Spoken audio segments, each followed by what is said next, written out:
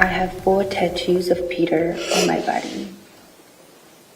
I get one every year on February 14th to symbolize that he is still with me, always with me.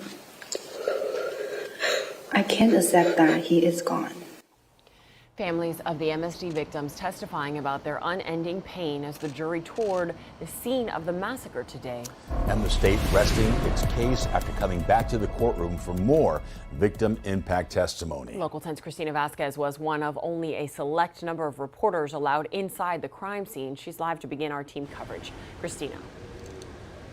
And from my experience, it was absolutely chilling, but also constructive in this way. It really helped connect the dots in terms of some of the testimony that jurors heard, because when you are in the spaces where these staff and students were murdered, when you see on the floor, for instance, the stain of blood, dry and caked from where a student lost their life, in that moment, at least for me, I was reminded by some of the key pieces of testimony and evidence delivered. And I can tell you, jury visits are very rare, in part because it is rare to have a crime scene like the 1200 building preserved as it is. Since Valentine's Day of 2018, it felt like a time capsule of terror.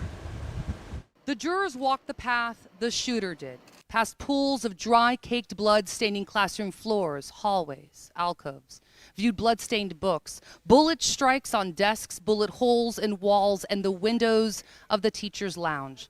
The brutality of the shooting set against moments that represent a day of love. Valentine's Day, teddy bears, a box of chocolates, handmade cards, and deflated balloons. On the 3rd floor, dried rose petals near blood splatter sprinkled near shattered glass, shards of a gruesome school shooting suspended in time. The evidence of the chaos, the swiftness, death, and harm descended on the students and staff, found in books on classroom desks, still open to the page students were reading, in laptops and headphones covered in the dust of gunfire rattling ceiling tiles. On the 2nd floor, a chilling quote from James Dean on the hallway wall: "Dream as if you'll live forever, live as if you'll die today."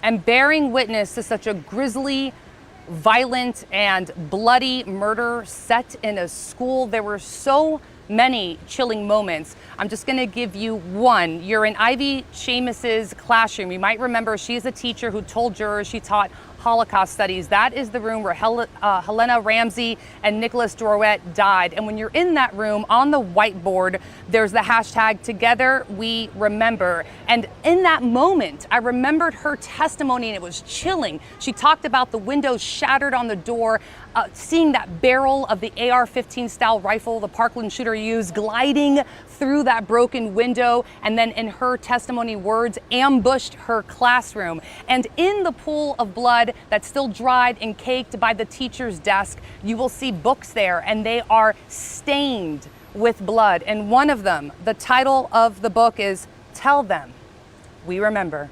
Reporting live for you, I'm Christina Vasquez, Local 10 News. What a day. Thank you, Christina.